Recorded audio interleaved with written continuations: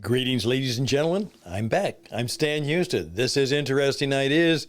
And as we go from a busy week and a busy Friday, finally I'm going to kind of finish up my series for this week and kind of try and flow into the weekend. Weekend is always for me a little bit of catch up with work. Then it's time for some rest and relaxation and reflection and worship. And so that's what I'm going to do. But I had someone respond to my program, the first two series, on how to quit your soul-sucking job. And then they snuck a preview into the one I'm going to play for you today, episode 3 and 4. And his comment was, Stan, this is not just about how to quit your job. This is really about how to find a better job, how to find a new job. In fact, this is stuff anybody looking for a job should know and should do. And I think he's probably right. In fact, after I did How to Quit Your Soul-Sucking Job, I did a program particularly for young people is How to Find Your First Job or a Better Job. And that's a class or a course that goes back, again, 4 or 5 years ago. And maybe in this quitting reset time, maybe I should bring that back. But today, I want to play for you the 2 short episodes that I think you'll find interesting. Episode 3 and 4. And again, we will take off from how to quit your soul-sucking job. Interesting Ideas. The program begins right now.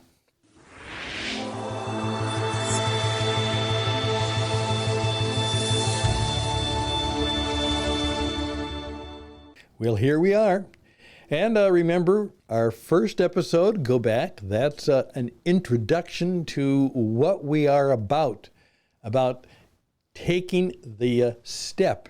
You know, we think of stay, start, leave, and I put as an addition, stay, start, slide, leave, and then maybe perhaps take a jump. And how to quit your soul-sucking job, and obviously perhaps find a way to a better one and a new one. So with your permission, here we go, and I'll play them right in a row. They'll just flow into the other one. Episode 3 and Episode 4, again, how to quit your soul-sucking job. Thank you for joining me. Here we go.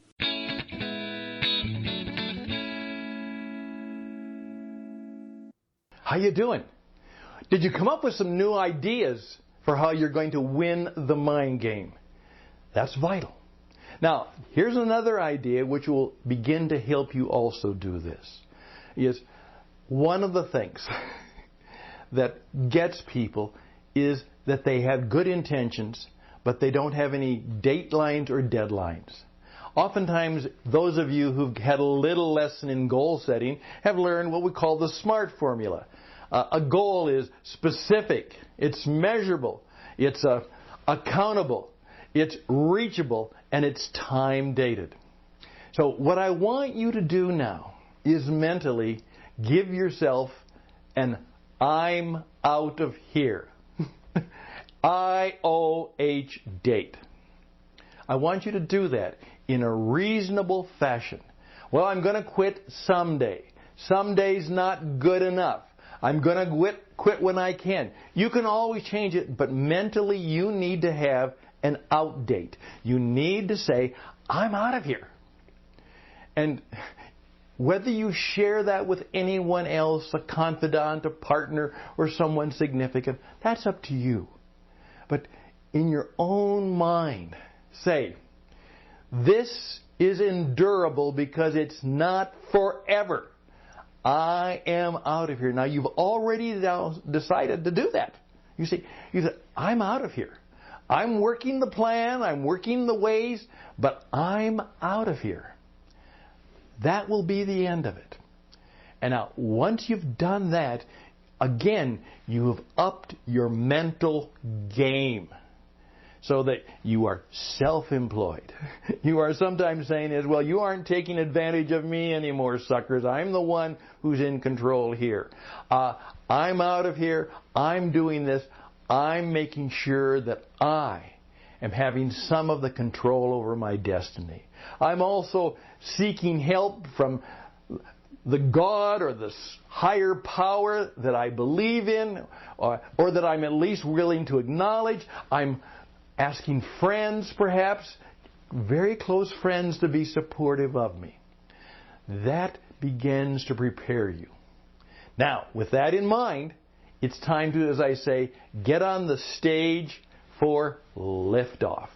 And that's next. How you doing?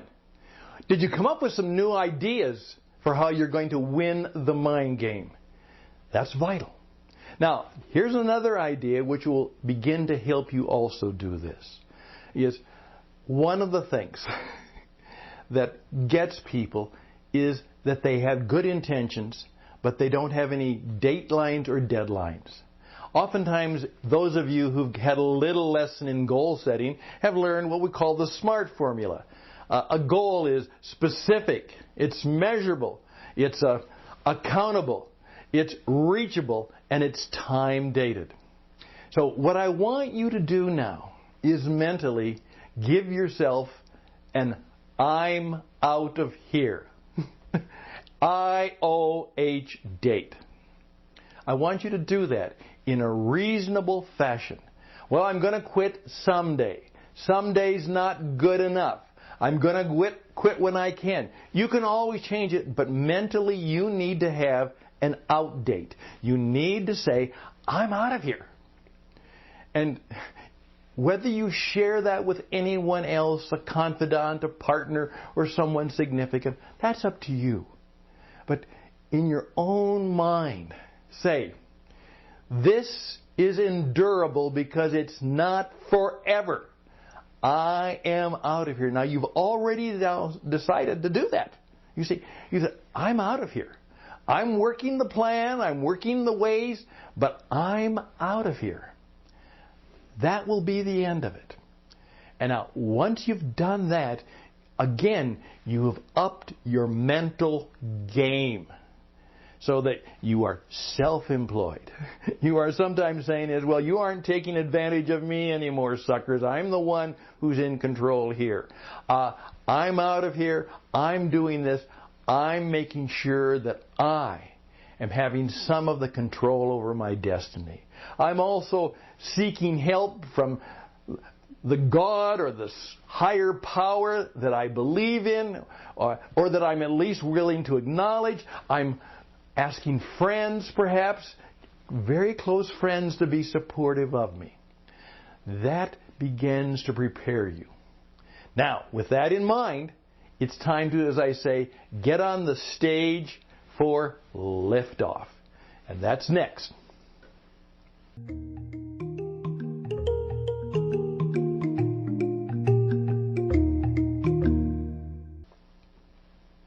Here's a line that I learned many, many years ago when I was an aspiring actor. Never made much of that, but at one time I kind of had pretensions of being a performer. Now, what I learned is that if I'm going to be successful in life, I'm always going to be a performer, a bit of an actor. In fact, one of my good friends has written a book that has literally changed many people's view of the workforce, and it simply says this: The experience economy, and my friend Joe Pine and his colleague Jim Gilmore wrote this book a number of years ago, and here's the title: Work is Theater and Every Business a Stage. Did you get that? Work is theater and every business a stage. Now, even more today, I'm using the stage metaphor. Set the stage. Get on stage. Right now, everybody has to build a stage. You're also going to have to, for your next better job, build a studio. But now we're going to build a stage. I want you to say, when I go to work, I'm on stage. And what kind of a show am I going to put on? Now, this is the ideal time to really up your energy. Now, obviously, if you're demoralized, and if it's a demoralizing place, I can tell you, I can sometimes even smell it. I feel that strongly when I walk into a bad workplace. I just have a sixth sense, and many of you know what I'm talking about. You can just feel it. You can almost smell it. This is a bad place. There are bad, whatever, spirits. There's bad karma here. There's bad stuff in this place. And many of you know what I'm thinking about. With that in mind, up your stage performance. First of all, start dressing more business. Up it. It may be a business casual office, but you go up. Start going business casual. Start dressing more of an executive and professional level. People are going to what's going on? Fine. The best way is to create mystery. I want people to notice that you're different. You have a little more energy. Watch your posture. Stand up straight. Look people more in the eye. Speak a little faster. Walk a little faster. Go the extra mile in terms of your performance. Now, please keep in mind, you say, but it's still a rotten job. Your job now is to put on a good show. That's your job. Your job is to put on a show that keeps people guessing as to what happened to you. Why are you doing this? Now, that may change things. I don't know. But what I want you to understand is, please have a show business transformation. Are you an actor a bit? Yes. Are you a performer? Of course. And what I want you to do now is that as you are moving toward the out date, you are moving with greater energy, greater purpose, greater intentionality. You work even more effectively and more efficiently. You do not get involved in the bitch box sessions. Just stand back, listen, observe, watch people's reactions. Become a keen observer of the human condition. After all, you know what? This bad job situation, you're going to learn from it. And then later on, you'll help other people do what I'm doing, help them get out of bad job situations. And you're going to learn something about leadership that will help make you a better leader. So I want you now to think of yourself in three ways. First of all, you really are a reporter. You're an observer. You're watching people, how they work, how they act. You are keenly observing, what it is that's going on. Secondly, you are upping your image, upping your energy, upping your output. You are enhancing your stage presence. And what will be fun is to start and notice how people might treat you a bit differently, both positively and negatively. The people who are always complaining may not find you as pleasant and as fun to have around anymore because you're not playing that game anymore. And just see what might happen. Now you say, why should I do this for this company what I hate?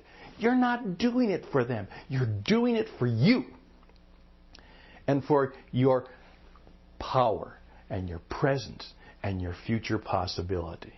So I want you to take a time out right now because this is so vital.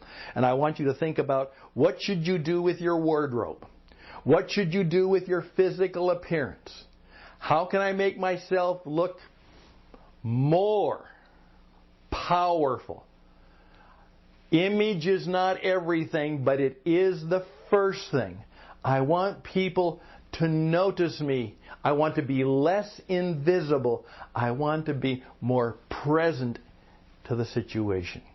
I want to be a first-rate stage performer, and this happens to be the current gig that I have. And the way I'm going to do is I'm going to do such a positioning that my next gig is going to be a better gig. It'll be a better show in a better place, because I'm going to leave this stage for a better one. Stage. Blast off, lift off, get ready. There we go. Take some time now to think about your stage presence, your stage performance, and your stage persona.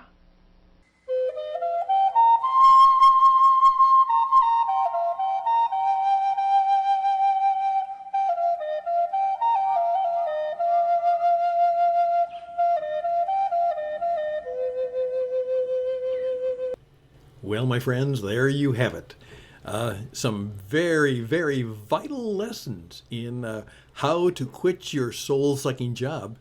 But as you see, these are really now instructions to get your next job, your better job, maybe even your first job, because now you are learning how to prepare yourself to step out on your stage and your platform and to make your mark, so that people will be attracted to you, so people will want to hire you, vote for you, trust you, begin to even follow you. Those are all the lessons we are learning. So how to quit your soul-sucking job may just be the first real lesson in your future success. And I'd like to help you do just that. So why don't you reach out to me at stanhouston@gmail.com, stanhouston@gmail.com. All the best and blessings to you as you take the next big step in your life and business. Till then,